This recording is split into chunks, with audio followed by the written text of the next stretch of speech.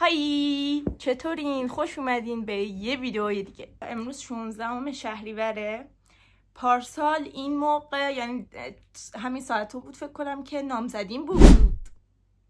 نامزدیم بود و یه چیز خیلی بامزه میخوام نشونتون بدم. تادا!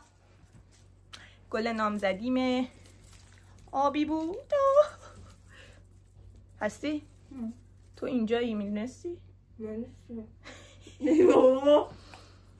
اوکی بچه بهش توجه نکن.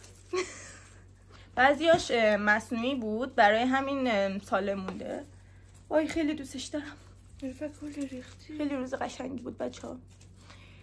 امروز میشه 1 سال.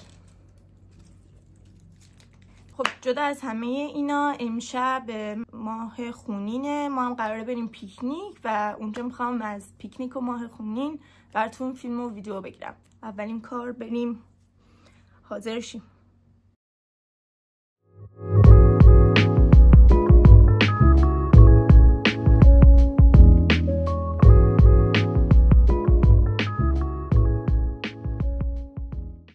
یه نکته راجع به سشوار کردن موهای من هست که من دوست دارم موهام پف کنه. برای همین موهامو از بالا به پایین سشوار نمی‌کنم، از پایین به بالا سشوار می‌کنم و سعی می‌کنم در به هم ریخته ترین شکل ممکن سشوار کنم تا موهام پف کنن. تدا!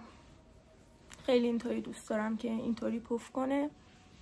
من رفتم لباسم انتخاب کنم تا موقع هستی آماده شد. هستی؟ اوکی وی نمیتونم بیا. هستی خواهرمه. قرار من نباشه. حاضر شده و من کلا یه چیز دیگه میخوام بپوشم. سرده. خب میپوشی. من فعلا برم موتور سواری. خب همچون شبه هم سرده تصمیم گرفتم اینو بپوشم و چون باغه حتما باید یه چیز راحت باشه که اذیت نشم دیگه. این با شلوارش بریم بپوشیم.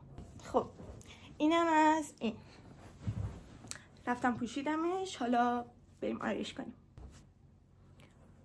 چه ابروهام به یه برس نیاز داره. دلم نمیخواد آرایش کنم. من هیچی از آرایش بلد نیستم، یعنی بخوام مثل میکاپ و اینا.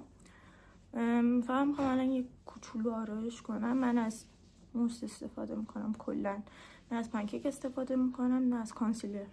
همین موس رو کم زیر چشم میزنم با دست بخشش میکنم و این قسمت ها رو که موس میزنم یه بود خیلی قشنگی به چهرم میده. بعدم باعث میشه با اینجاها استفاده نکنم و خیلی نچرال تر به نظر برسه.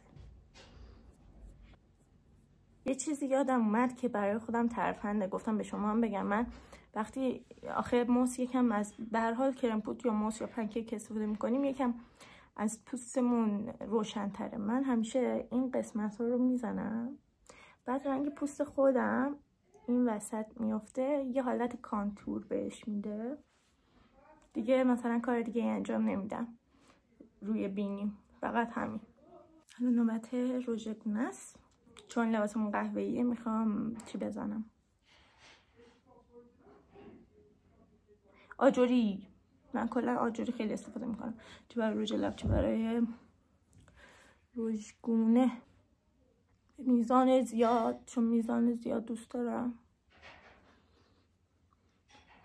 میدونم مثلا جای درستی نمیزنم، هر جایی که دوست دارم کلا بزنم. اینجا اگه میخواین یه ذره بزنیم و این تیکه که صورتتون رو کشیده تر کنیم. ریمل یعنی تأثیری که ریمل توی آرایش داره هیچ چیز دیگه ای نداره. فکر می‌کنم همتون با هم موافق باشین. ای وای گند زدم. برم بزنم میام. چطور شد؟ خب رژ لبمون هم بزنیم. چون میخوام روش لیپ گلاس بزنم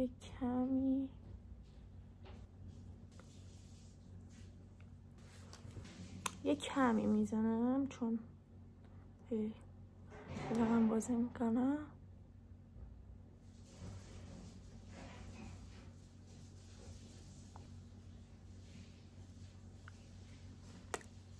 لیپ گلاس انگار یه حالت تازگی میده به چهره و بیشتر تو روز قشنگتره. ولی عینکمون هم بزنیم بریم.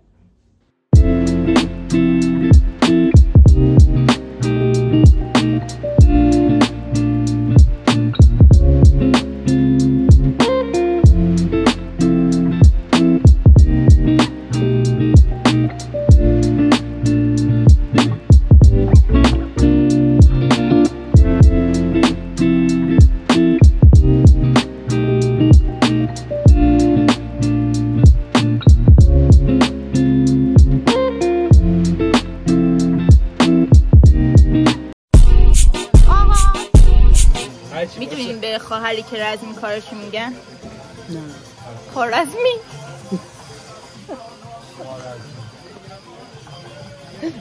پسی بچه یه کلاغ و زرافه چی میشه؟ اینو شنیده بودم. دایی دونی دو تا سیاره که دعواشون میشه چی میگن؟ بیما حق با مشتریه. ها ایوان قشنگ. اینه وقتی دو تا ماهی خیسن به هم دست نمیدن چرا؟ چرا ماهیا به هم دست نمیدن؟ چون دستشون خیسه. همه رو گفتی؟ احسن. نه خیسه رو نگفتن. چرا به هم دست نمیدن. چرا ماهیا خیسن به هم دست نمیدن؟ الان بی آر چک میکنیم. بابا میدونی به چقدر بلندی؟ میدونی به خواهری که رزمی کارو چی میگن؟ خوارزمی؟ آره. این چرا لاک پشتا نماز نمیخونن اصلا؟ تو اول باید لاک پاکون بگیرم. احسن. توکل بکن.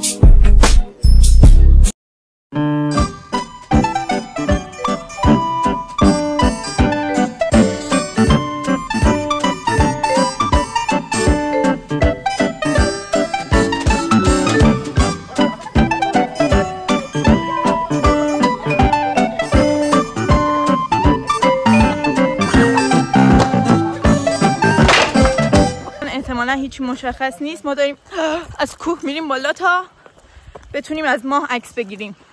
رو من نور بندازیم. ما تا بالای کوه اومدیم که از ما عکس بگیریم و خیلی عکسای خفنی شد. بریم نشونتون بدم.